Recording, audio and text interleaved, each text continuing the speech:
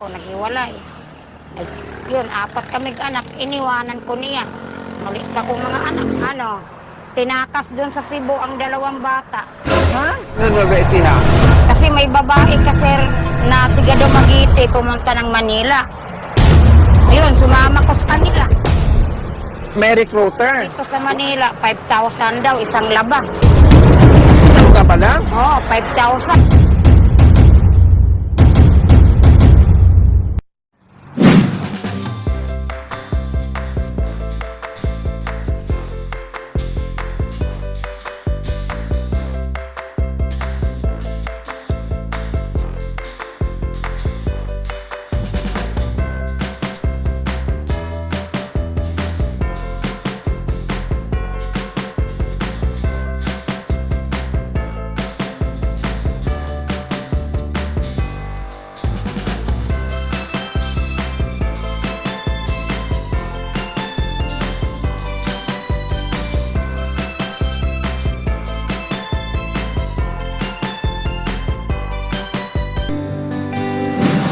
Magandang gabi po sa ating lahat mga kabayan.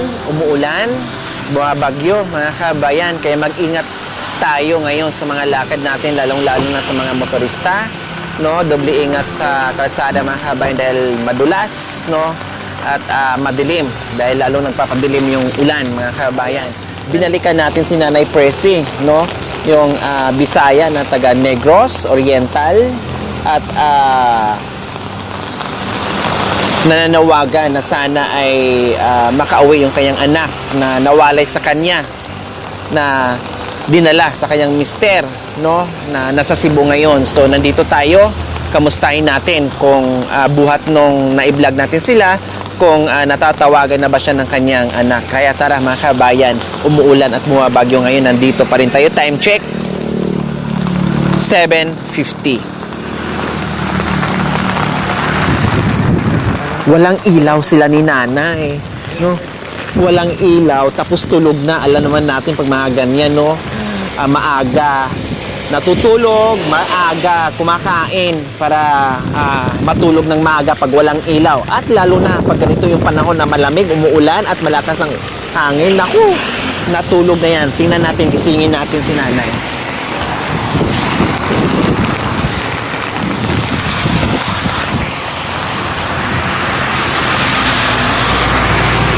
Ay, hala, baha. Baha. Oo. Ayan o. Ay, merong hagdanan. Merong latayan. Nanay Presi!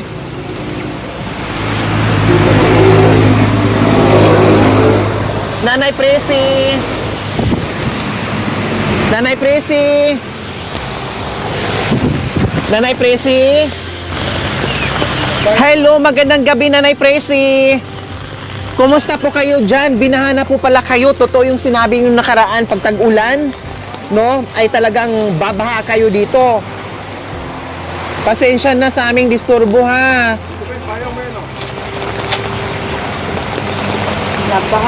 Maayong gabi sa imo dira. Pwede ako mulahos?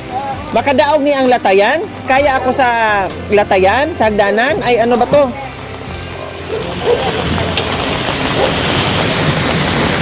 Wala kayong ilaw? Wala. Kasira lang. Teka. Huwagan mo nga ito. Payong. Ay, may payong po. Salamat po. Okay lang po. Kaya lang wala kasi akong mahawakan. Baka ako'y madulas. Hello. Kumusta ka, Nanay Presi? Ay, may tao. Nagulat ako, may tao. May kasama pala kayo dyan. Ha? Si ate. Ay, tayo. Sige. Ay, kumakain kayo? Kumakain ng kahirapan. Ay, pasensya na sa disturbo, ha? Anong ulam nyo? Pansit. Bakit may birthday? Wala. Ay, wala. Ayan po sila mga kabayan. Kawawa naman. No, nandiyan sila. No, kumakain na na natin. At Kahirapan na. gasera, yung kanilang ilaw. Digaas po mga kabayan. Sige, kain lang po muna kayo. Laki namin ka tumutulo. Tumutulo ning akyan. Ibig sabihin, magsama kayo dito? Eh, ngayon na lang, nagbagyo ka. Kasi bagyo eh. Pero... so, anak nyo. Okay. Sige, kain lang kayo muna. Ang sarap naman dito ng kainan nyo. Parang gusto ko rin ganito. Pwede natin to sindihan? Yung laman mo. Wala nang Ay, wala laman. Wala nang Hindi, kasi- meron pa. May gas pa. Yun. Medyo maliwanag. Or nagtipid din kayo. Tipid eh, walang Oo, sabi. pambili. Walang pambili. Nagtipid sila kaya isang gasira lang ang ginamit nila. So ito po yung tirahan ni Nanay Presi, di ba? Wala nang Pati ako mga kabay, kanina pa ako mula umaga hanggang ngayon, no? Ay kanina pa ako naulanan, nalamigan, kaya tinan yung itsura ko mga kabayan, para akong basang sisiw. Dahil kanina pa tayo sa labas at yung damit ko na tutuyo na lang sa init ng katawan ko. buhay. Nanay Presi. Kumusta Nanay Presi buhat nung na-vlog kita? Oh. Napanood mo yung vlog mo? Oo nga, napanood. Napanood mo? Kumusta yung anak mo? Walang balita? Walang di tumawag? Ano pa man, sir, tumawag. Pero may number ka sa kanya, Nanay Presi. Wala kasi sang cellphone, sir. Yung tinirahan niya doon, wala kay kontak niya? May kontak kayo. Ang ano lang, wala kasi sang cellphone. Hindi, yung tinirahan niya, yung tita niya, tito niya, o kapinsanan niya doon, mga igtagsan niya na Doon siya. Oo, mayroon, makontak siya. matawagan siya? Oo, matawagan. Naay number? Ay, wag kayo. Paiba-iba yata silang number. Pwede ba makuha natin yung number niya? Matawagan natin? Anak, may number ba si ano o kayo anak sa tito niya? Wala, nagpukay pa ko yung number. Wala na kasing ano. Ha? Wala nang number sa ano. Nakipati mo na. Wala nang ano yun. Wala nang number, paiba-iba. Paiba-iba yung number niya? Kailan ang huli niyong pag-uusap? Itong nakaraang linggo, nga gusto na siyang umuwi.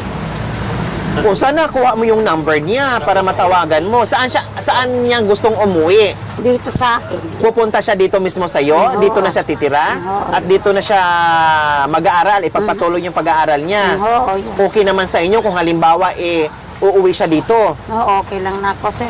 Basta kami magkita. Kaya ba niyang pumunta dito halimbawa? Sulubo, ano na lang sa pantala ng ano, sa per, Anong grade na ba siya? grade 9. Grade 9. O kaya na niya. No, kaya niya mag-travel. Kaya lang, ang problema, hindi niya ito alam yung lugar na ito. Siyempre, nakalimutan na niya dahil 10 years old lang siya nung nawala siya dito sa lugar na ito. Bata pa sa sir. Di ba? Ano, 8 taon. Ay, 8 taon lang siya nung umalis. O, sobrang bata pa niya. Bata Hindi na niya ito matatandaan. Dahil marami nang Iyo niya. nabago. Kapatid ng papa niya doon. Baka sakali masundo namin or matulungan namin pauwi dito, no, o kundi magsama kayo. Umuwi ka dito, anak. Nandito lang ako, anak, sa bahay. Namiss na kita, anak. Uwi ka na, anak. Sana magkita na tayo. Malaki ka naman, anak, yun eh. Kaya niyo mong umuwi, anak ko. Sumakay ka na lang ng barko na. Pahatid ka ni tito mo. Sana, anak, magkita tayo. Ilang taon na po yun, Namiss na nanay? kita, anak. Ano, ano na, sir, mag-18 na siya. So mag-18 years old na si Oo. Charmy. Mag-18 ining So- February 2021. 18 na. Next year, 18 na siya. So 17 pa. So next year, mag-18 na siya. 8 years siyang umalis ng bata. Nueva Ecija. Oo. Tapos 10 years na kayong, halos 10 years na kayong hindi nagkikita. Oo, yun, sir. Mula noon hanggang ngayon. Oo. Kaya gusto niya na Oo. bumalik sa inyo at magkasama kayo dahil wala na yung tatay niya Oo, wala na na. naglaya sa kanya.